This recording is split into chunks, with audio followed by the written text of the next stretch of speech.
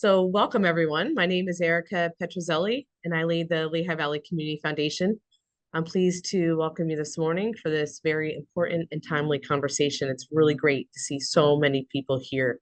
We do have a diverse group of attendees on this call, ranging from donors and our fund holders to volunteers, nonprofit leaders, and other stakeholders.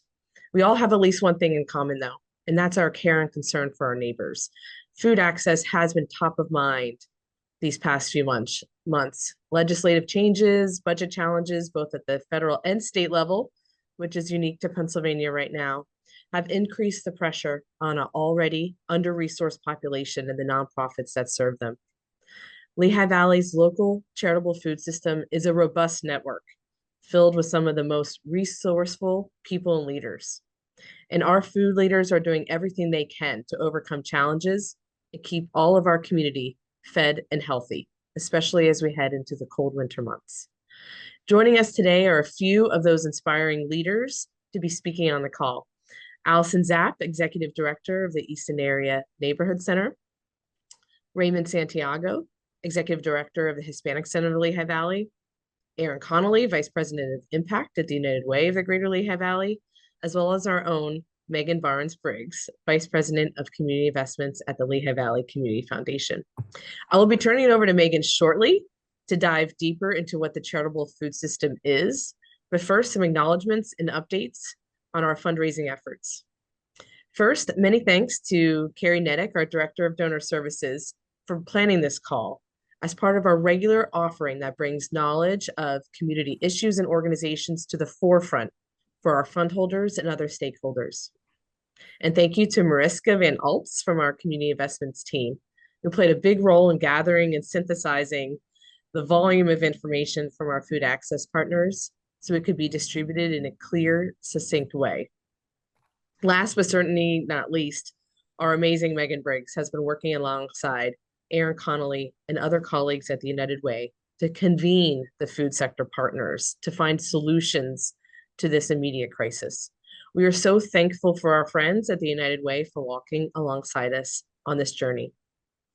Based on what we were hearing from these convenings, from our partners, from news reports, from our elected officials and the general public, the United Way and the Community Foundation together launched the Bridge Fund for Critical Support just 10 days ago. I am pleased to report that we have reached our combined goal of raising $500,000 to support this issue and other immediate critical needs of the Lehigh Valley, which is absolutely amazing. A huge thanks to the generous individuals and foundations and corporations, some of who are listed here in this slide, who heard our call and stepped up these past 2 weeks. Many of you are here on this call, and we can't thank you enough, and we can't express our gratitude enough for your trust and partnership. Many of you are also organizing food drives, volunteering your time, and donating directly to pantries. We see you and thank you for helping your neighbors. The generosity has been incredible, and so has the response. Donated money is heading back out the door, immediately being used to stock pantries and put food on the table for our most vulnerable families. It's incredible to see this level of cooperation and collaboration in our region. Megan Briggs will explain more of this background and kick off the conversation. Over to you, Megan. Great. Thank you, Erica. I appreciate it. So, as we all have seen, food and hunger top headlines in the news recently. And personally, I don't know if there's a time in which I've not logged onto social media and seen either someone searching for food or someone organizing a food drive.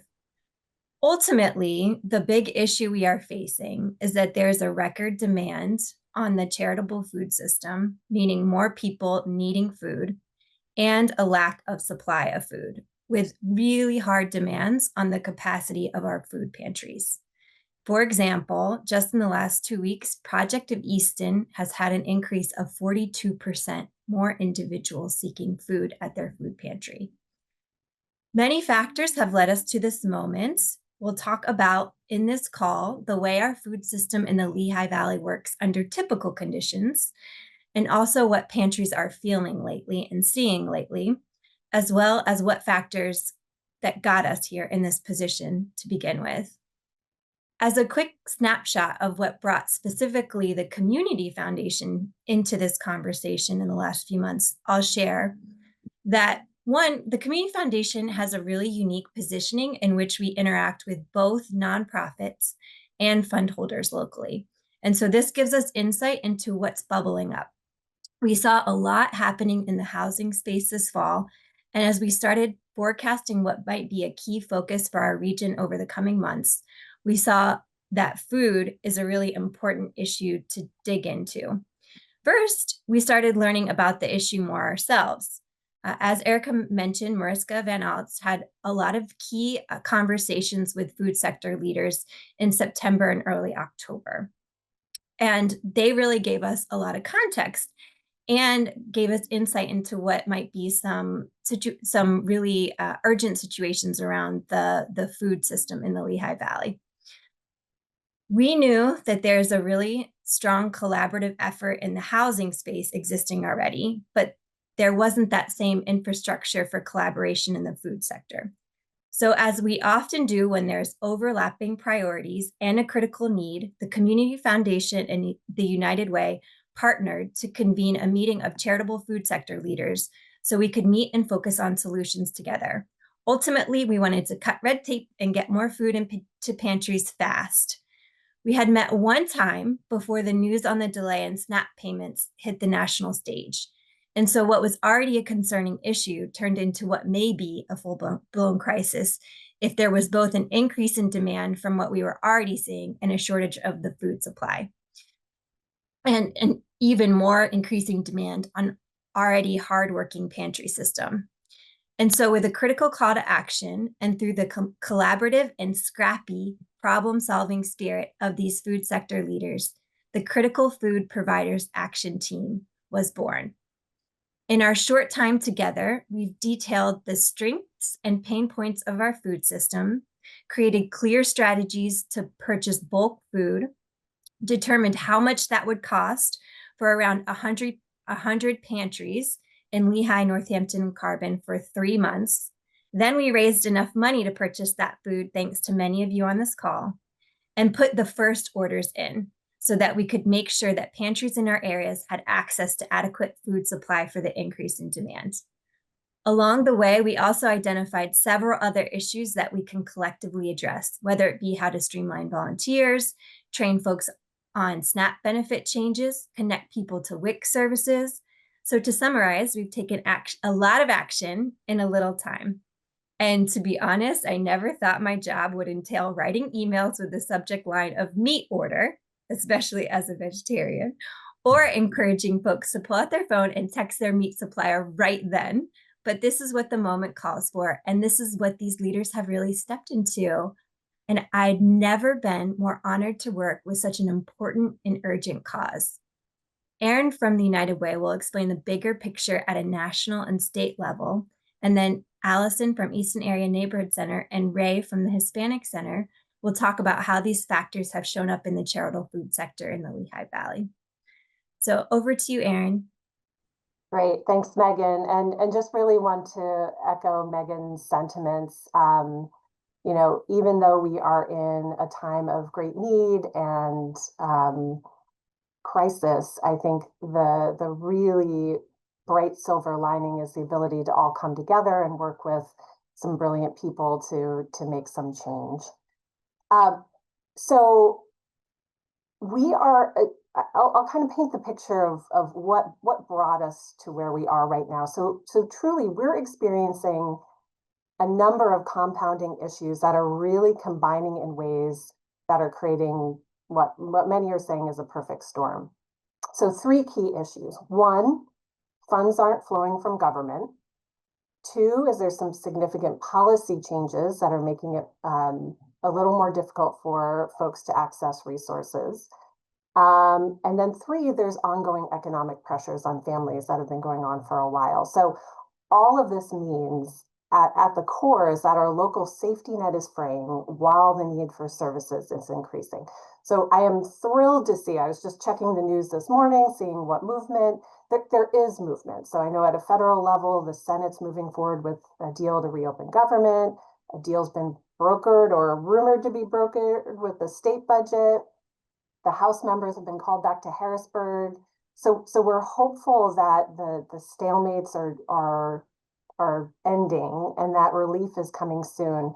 But truly, a lot of hurt and damage has been already done, right? We already know that there's a lot of confusion and a lot of kind of chaos in the system right now. So I'll kind of walk through these issues. So first, the federal government shutdown essentially is delaying these key benefits like SNAP and LIHEAP. And so that means that millions of families are facing gaps. So there's been tons of back and forth with court moves and counter moves and half payments and full payments, and it's changing by the day. But essentially what this means for our community is that some people have been able to access some SNAP benefits and some haven't. So again, there's lots of confusion and uncertainty in the air right now. The state budget stalemate has meant that the state dollars that go to help support health and human services aren't flowing. So either directly to nonprofits or to counties or cities. So that means dozens of our nonprofit partners are dipping into reserves. Some have conducted layoffs, they're accessing loans to stay afloat. And we know that earlier in June 2025, there was a survey done by the Lehigh Valley Funders Network. And this was before a lot of the budget impasse and the government shutdown. At that time, 55% of organizations in the Lehigh Valley responded that they had less than 6 months of reserves on hand. So we know that, again, the safety net has been fraying while need is going up. So at the same time, if that weren't enough, there are new SNAP work requirements that went into effect on November 1st, which means that more adults need to demonstrate that they're working or in school or volunteering in order to keep their benefits. And so this has been a challenge just to ensure that people know what they need to do to keep their benefits going. There's also been some USDA legislative changes that have impacted food supply, most notably the local food purchase agreement. This was a program that helped get local food, fresh protein into the food bank system. So that means that those dollars, that program has ended, so those dollars are no longer available. So these are just two examples of policy changes that have affected the food system. And so finally, again, adding this all onto the backdrop of additional economic pressures. So we know that about 41% of our Lehigh Valley community were already living paycheck to paycheck. So, and many depending on SNAP and these additional benefits to make ends meet. So all of those together have really created this situation where we needed to act quickly, as Megan described, because we know that when traditional supports that families depend on aren't there, people turn to the charitable food network. And so that's exactly what's been happening locally with our community food providers experiencing a huge surge in demand over the past few months and weeks. So with that, I'm going to turn it over to Allison Zapp from Easton Area Neighborhood Center, and she's going to explain a little more about how the charitable food system works locally. So I'll turn it over to you, Allison. Thanks, Erin. I'm Allison Zapp. It's really great to be here. I'm going to share my screen. I have a couple of slides that I thought might be more illustrative.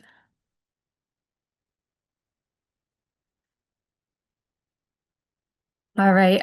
So as Erin said, I'm the executive director of the Easton Area Neighborhood Center. We operate a full choice pantry in Southside Easton every Friday morning and the second and fourth Wednesdays in the evenings. So I think to kind of set the stage, I really want to look at what the first week of the SNAP shutdown looked like at our pantry, how demand shifted, who was impacted, and what the data are telling us about the broader impact. To understand why these numbers matter, I think it's helpful to start with how the charitable food system normally functions. So I think the charitable food system, everyone knows, it was not meant to feed everyone. It was meant to fill the meal gap. So when SNAP is stable, the system holds. It's providing 9 meals for every one that happens within the charitable food system. But when it's disrupted, that demand does not go away. It shifts to a much smaller safety net, the food pantries, and this change happens almost overnight, as we saw. So when it's working as designed, most pantries are providing a 3 to 5 day supply of food to households, meaning they're providing 3 meals and snacks per day per person in the household. And there are different formulas that come from Feeding America or the federal government that help pantries determine what that kind of food basket looks like. So we're providing fresh proteins, fresh dairy, canned goods, of course, staples, things that really help people get across that meal gap. The food is coming from a lot of different sources. Our largest funding stream is, of course, USDA through the Emergency Food Assistance Program. There are lots of other different commodity surplus or government programs that can be activated, especially in times of crisis, and we've seen a lot of those come out post-pandemic.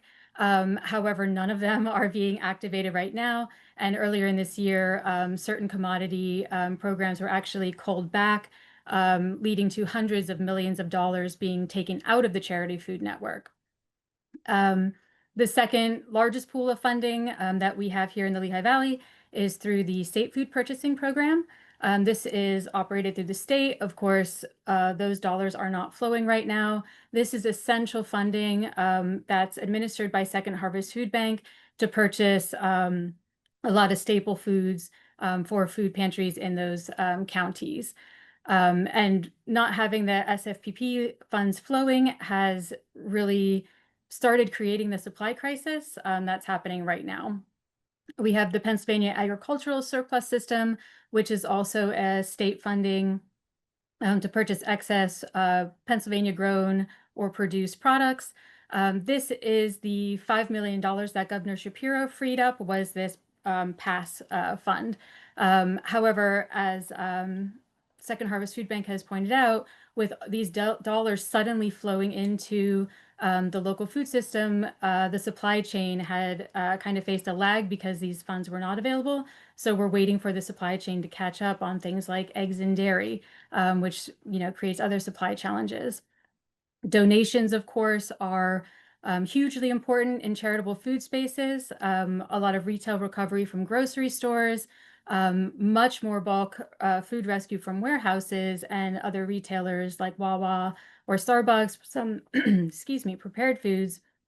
But this is the most fragile part of the food sourcing strategy because of things like the UNFI warehouse, which was a massive food distribution compound, announced its closure in the Lehigh Valley this year, which almost instantly reduced donations to the food bank by about £1 million a year, and there's no replacement for that.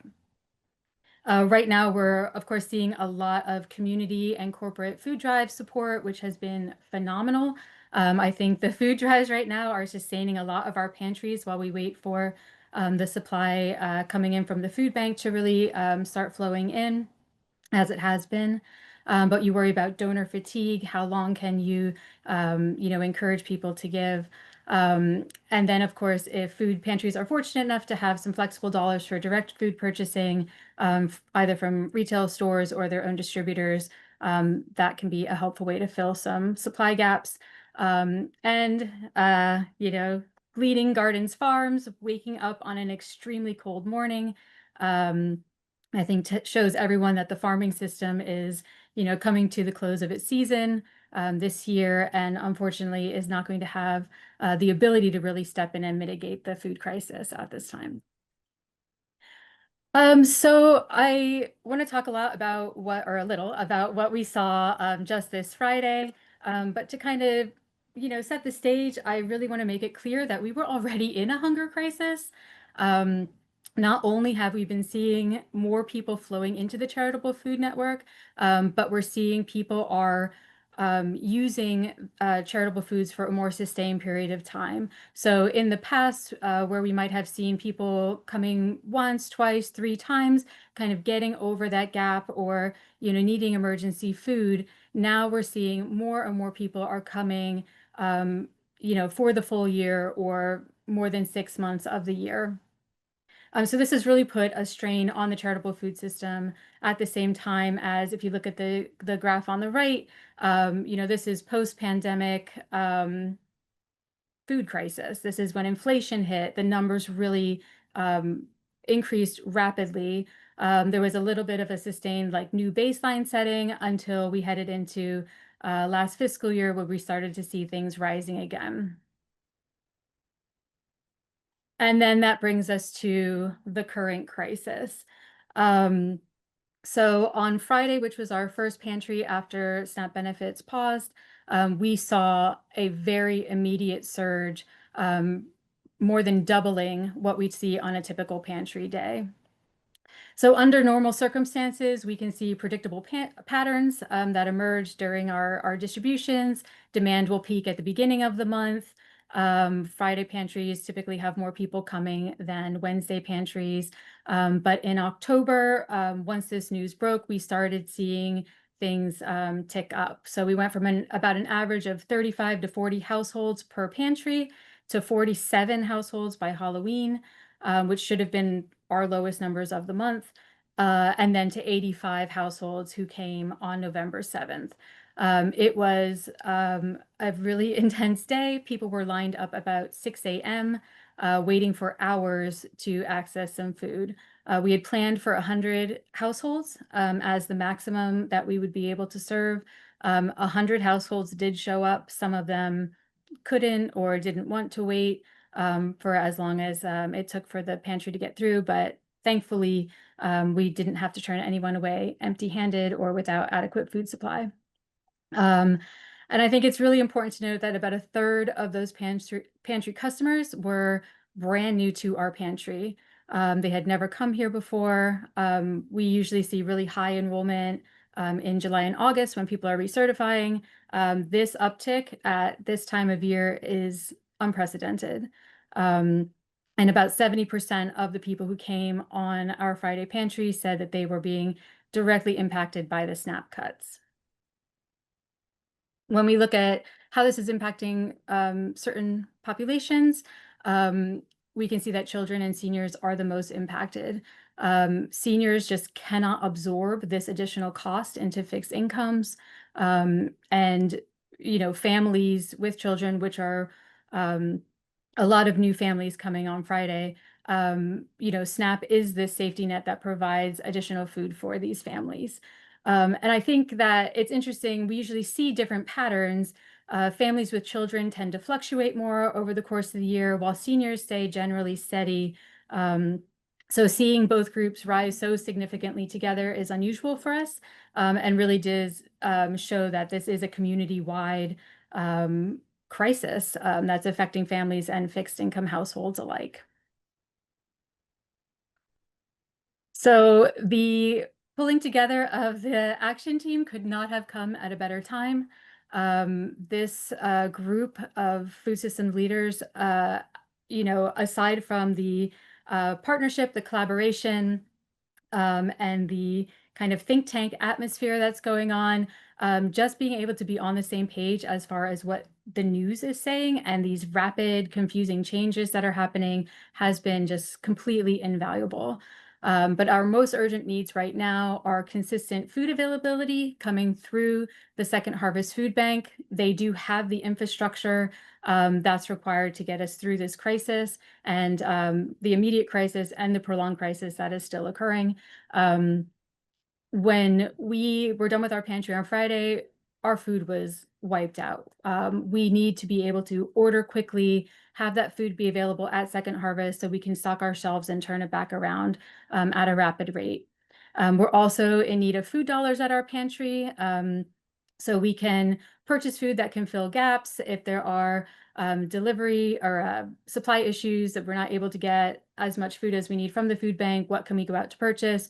Right now, we've been supplementing a lot of protein with retail purchases at our own pantry. And then, of course, storage and staffing. Many pantries are really strained on the storage capacity they have for both cold storage and dry to keep everything on hand and prepare for really long-term storage solutions. And then staffing, our pantry director has been working extra hours Again, those weren't budgeted hours, but obviously they have to happen. And I think the future for partnerships and collaboration through the action team are going to just be phenomenal in helping us, assess how we've collectively approached this challenge and how we need to work within the charitable food system to prepare for, the next crisis, and make sure that people stay fed.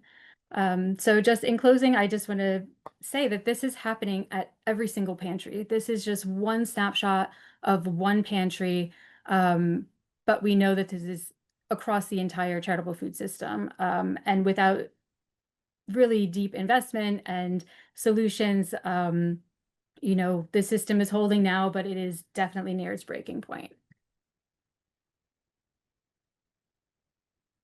Thank you. Thank you, Allison. So I think so far we've heard a couple of things, right? We've heard that there is, since the pandemic, there's increasing numbers in the food system. There's financial pressure. There's a food supply issue. There's even more demand and a lot of new pantry visitors. And that how it usually works in the Lehigh Valley is that Second Harvest has the infrastructure to be the main distributor to all the other pantries across the region. But because of all of these factors that have occurred, there's a lot of pressure on our charitable food system in order to get food into the hands of families that need them the most. And so at this point, we're going to transition to Ray from the Hispanic Center. And Ray's going to share a little bit about sort of the first-hand experience of what it's been like to be at the food pantry site and seeing these families come in and needing that food and what the pressure really feels like day to day. So with that, I invite Ray to come in. Hi, Megan. Thank you so much. And Allison, fantastic job. I think you really highlighted that we have been in a hunger crisis. And I think that's one thing that if you get anything out this call is that we've seen the numbers increase since August. You can almost directly correlate it right back to when school started. But first to start, I'm Ray Santiago. I'm the Executive Director of Hispanic Center Lehigh Valley. I appreciate being a part of this call and being able to share what we've been seeing here at HCLV.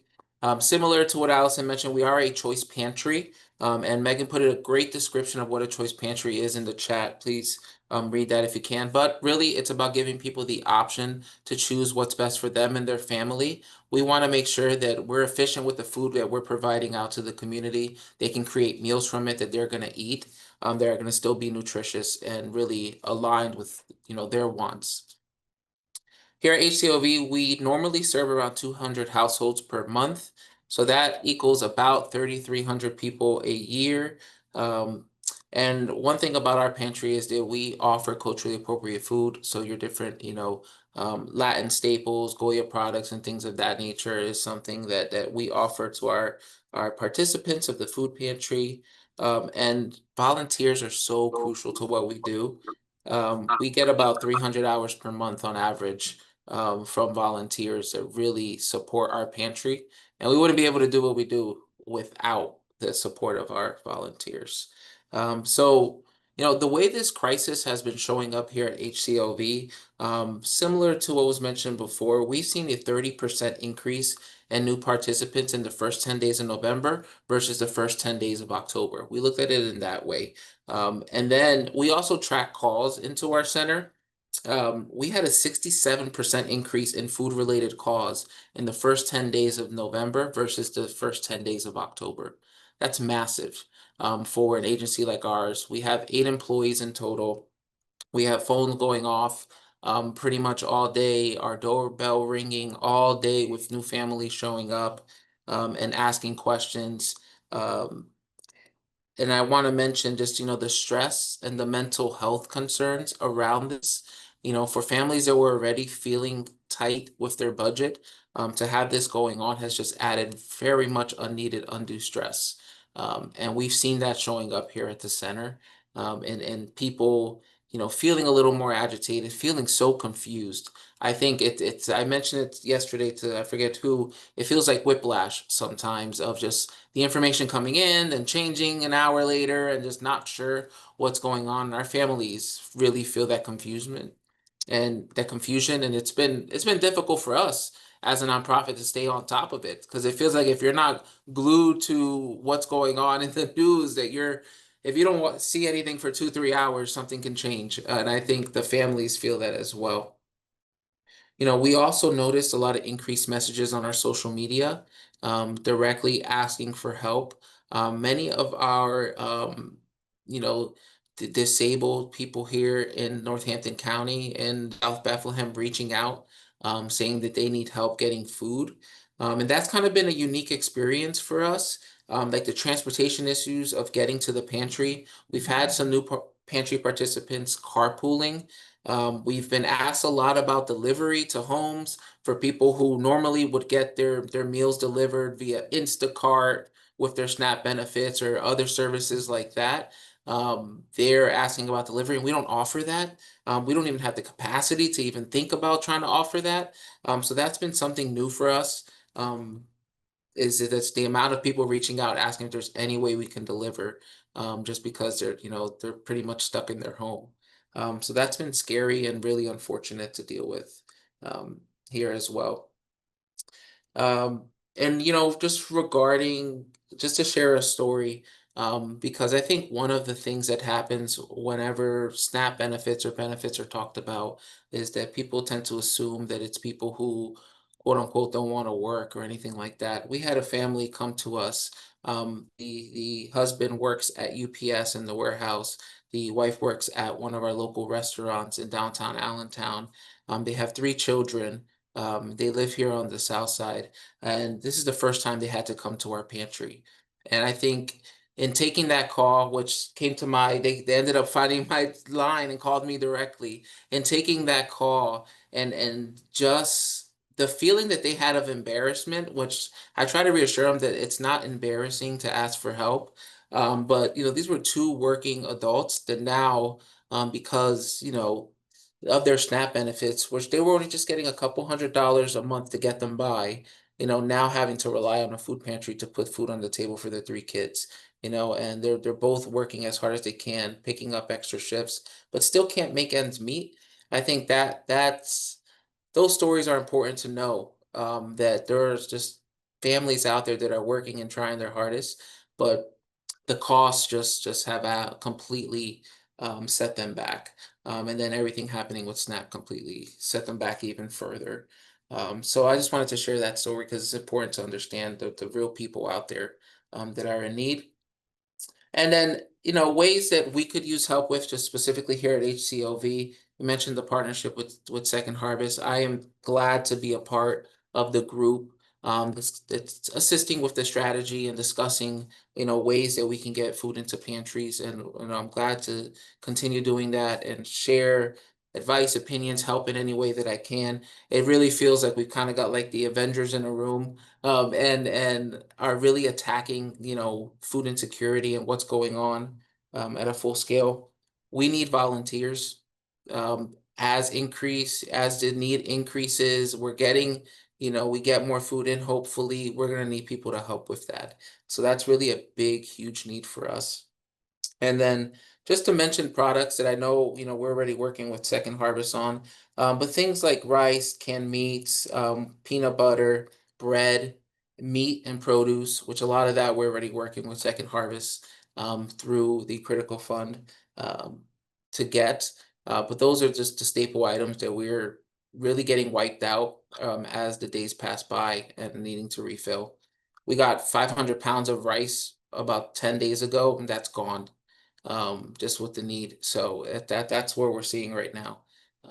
So I just wanted to share that. So thank you so much for the time to speak. And want to pass it back over to Megan. Great. Thank you, Ray. I just want to speak from the perspective of a convener of these different food pantry leaders, that when we went into that space,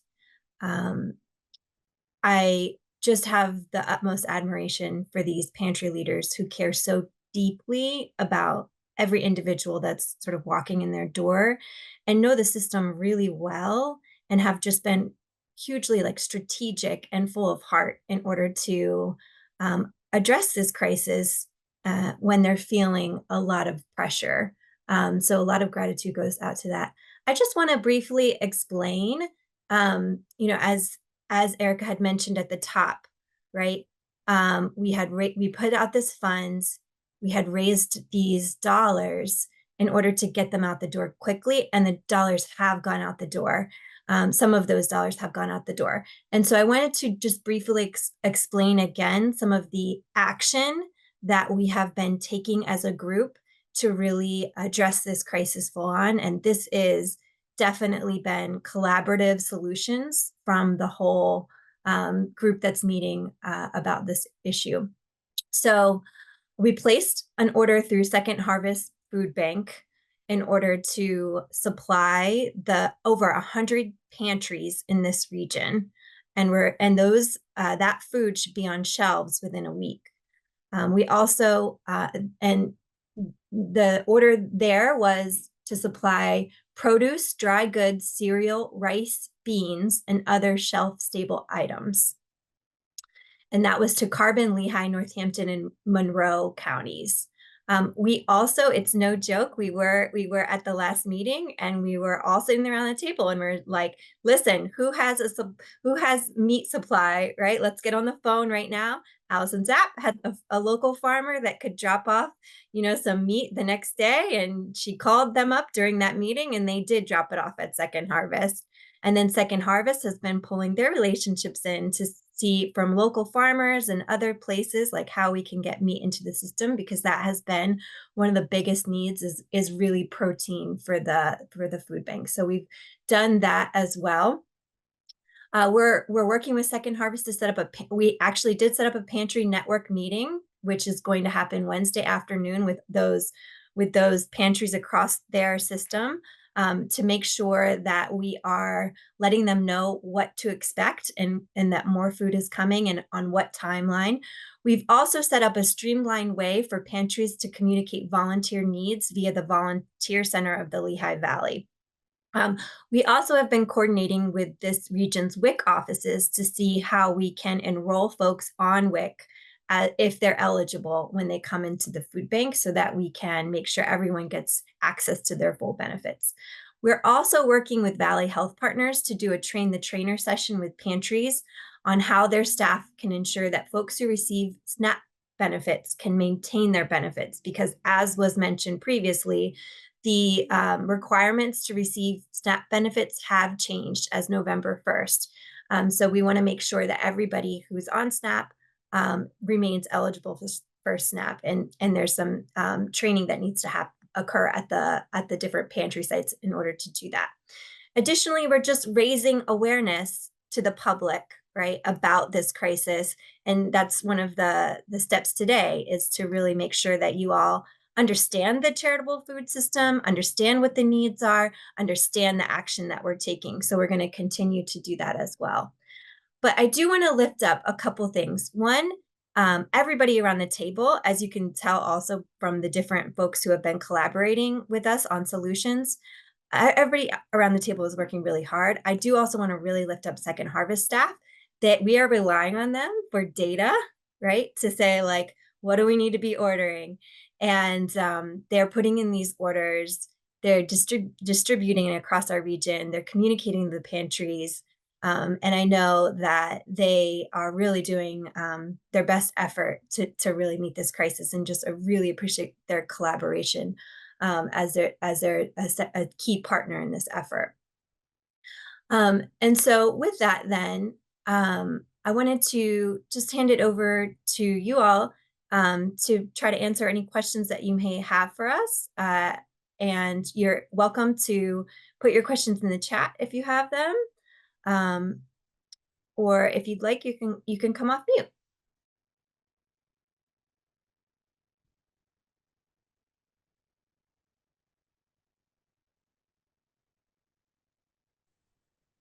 Hi, it's Katrina with Parkland Cares.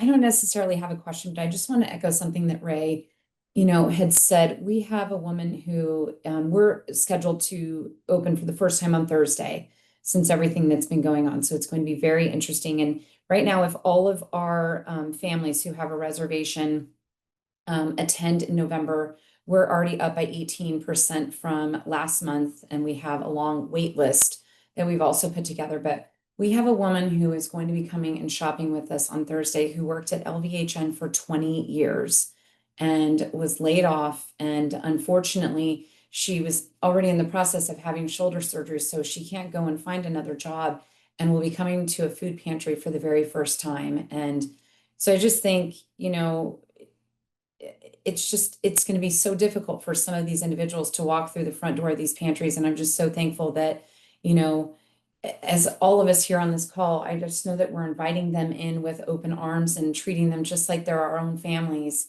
and doing all that we can for them, because I just think that there are individuals who are getting ready, and if are not already experiencing hardships that they just never imagined that they would be in. Thank you, Katrina. I think the storytelling here is really important, just to understand like who some of these families are that are being impacted, which are a lot of our neighbors. And it's been really heartening to see everybody sort of step up with community care.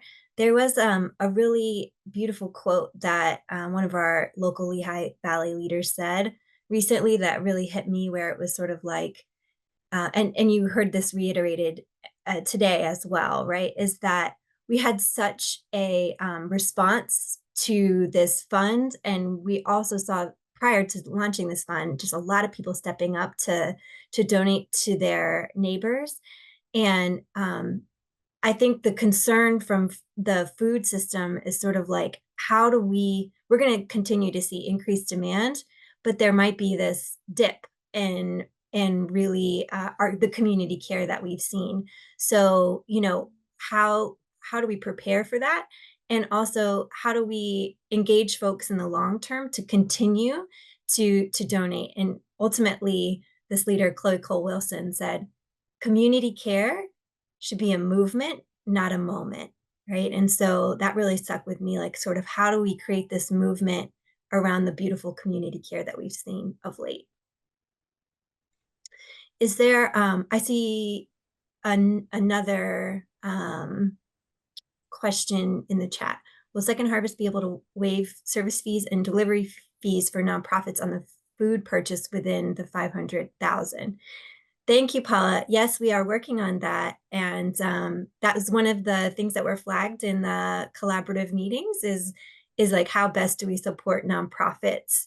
And so that we're not, so that we're really, you know, delivering food to them at the lowest cost possible. And with partnership with Second Harvest and CLV, I think we're working on a solution for that question.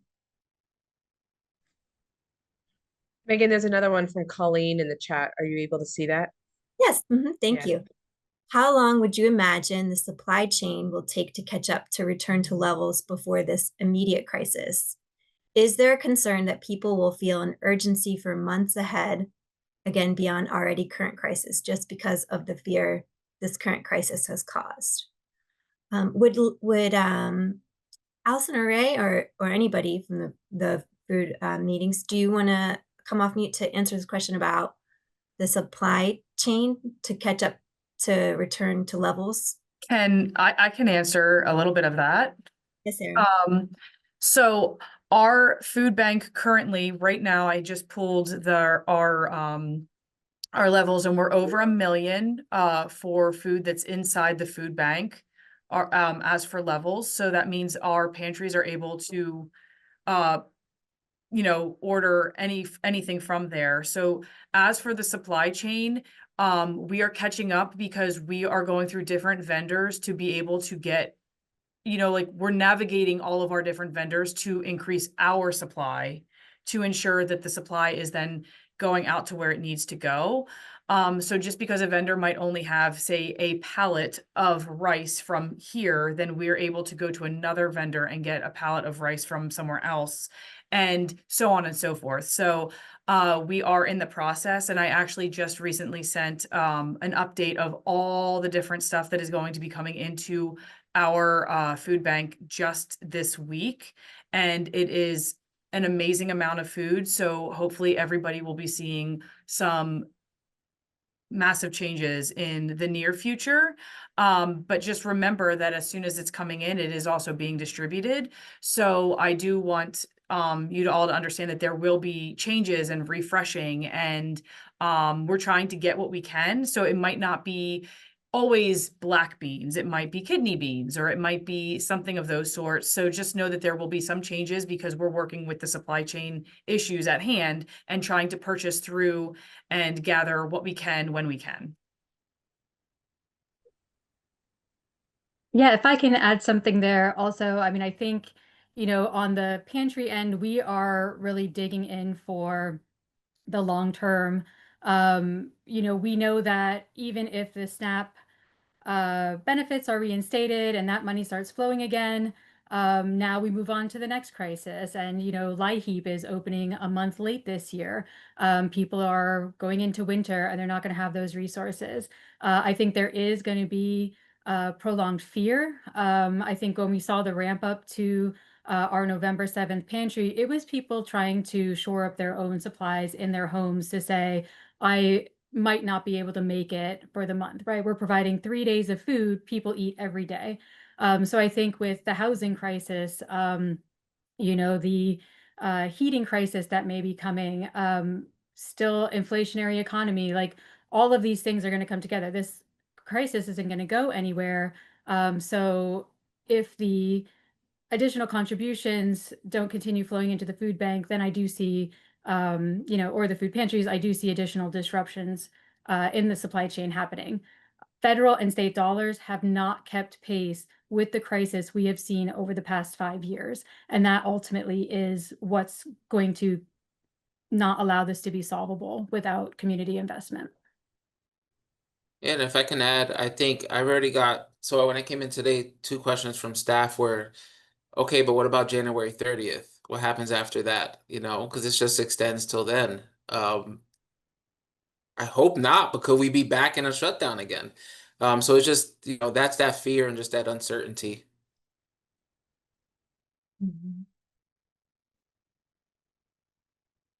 Thank you. Are there any other questions that we can answer in this hour?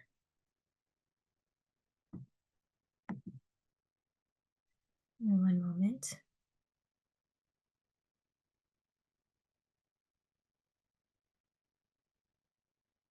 I see a comment in the chat about, which I really appreciate it, overcoming pride is difficult in rural communities as well. So self-sufficiency is an identity issue for many of the families that we struggle to invite in for support. And absolutely, I think that what's unique about this region is that we have urban areas, we have rural areas, and each has its own distinct challenge. And what I really want to lift up on this call is just also, as you're hearing, there's unpredictability that nonprofits and families are facing.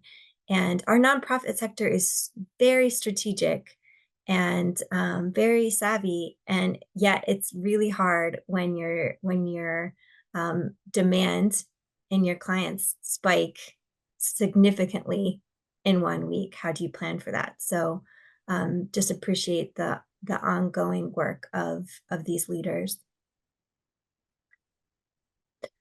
I see in the chat also, is the Second Harvest Food Bank fully staffed? Dawn, thank you for responding. Appreciate you. Bob, it's probably not adequately staffed to meet this current need. Again, I think there's a lot of pressure around the many different crises we're facing that have led to this moment. Megan, Yes. there was, I mean, I've learned so much on this, so thank you all for this. Someone talked about those within the food pantry network of Second Harvest. Can you explain, are there others outside the network and that may be local? I don't know if they're churches and do you know if anything is being done to reach out to them or how they're doing? That's a great question, Sybil. I wonder, Sarah or Nicole, if you could kind of explain the partnerships that partnership structure of food bank pantries, and then who's outside of that and how do they get served? Hi, everyone. This is Nicole. I'm the community services manager at Second Harvest Food Bank. So my team serves as the liaisons between the food pantry network and the food bank. We currently serve around 160 member agencies throughout the 6-county region. If you're not familiar, that's Northampton, Lehigh, Carbon, Monroe, Pike, and Wayne counties. We are not extending additional partnerships to pantries right now, but we have probably around 70 throughout Carbon, Lehigh, and Northampton counties currently that we work with. We do have smaller partnerships that some of our larger agencies work with. So they're helping some of those smaller agencies like the faith-based network receive food through some of their already established partnerships that are outside of the Second Harvest network. So I think it's really tough to add on new partnerships while also supporting the already, I don't want to say, trying to think of the right word. So we want to focus on really supporting our current network before we start to add on additional partnerships, if that makes sense, Sybil. Thank you. Sure. Yeah, and thank you, Nicole. And I think there's lots of ways that food pantries sustain themselves outside of that Second Harvest Food Bank network. So if there's a lot of community support, for example, they would be reaching out to their own stakeholders. So I'm going to end this call with just this question, I think from Colleen. So as we leave this call today, what's the best resource to share with our networks as to how best to support our food banks? Are there links to share or a document to share? People do want to give and help.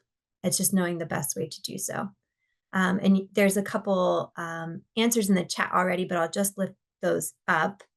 You can give to the Bridge Fund via the United Way or the Community Foundation. Each have their own funds to give to. That then is combined for bulk purchasing, and that's the efficient way to financially contribute to the system, which is still going to maintain support of the pantries you know. And then we can, after this call, share the donation sites. And also there is a pantry lookup via Second Harvest. I know also we're kind of grappling with, all right, we're going to use a lot of the funds for this bulk purchasing. And then what are the gaps that we need to look at and how do we fill those to Sybil's point? So we're also thinking through that. Additionally, we mentioned that there would be a streamlined approach to volunteer for food pantries. So we're working in partnership with the Volunteer Center for that. So after this call, we can also distribute information around how to volunteer if you're interested in that. I think also what's important is that people continue to give to their local pantries that you may have already been connected to, right? And each of these needs their own support and then also the support to this bulk purchasing fund. So I want to encourage that as well. So there's lots of ways to get involved. But again, what I want to reiterate as we leave this call is that people have really stepped up in this moment. And also we're really concerned about the long term. So if you can stay engaged, stay committed to supporting this issue, and then also keep your eye on sort of other issues as were mentioned in this call, like LIHEAP, which is the heat fund, right? As we move into the winter. And the Community Foundation and the United Way will continue to do our best to keep our fund holders and other stakeholders informed as we move through through the next couple months. So with that, then I would just thank everybody that spoke on the call, that organized this call, but that also attended this call, for your presence, for distributing information, for listening, and for really being engaged in this important critical issue. And we look forward to continuing to update you and to send you these links and information about how to continue to support this work. So with that, goodbye. Have a good day.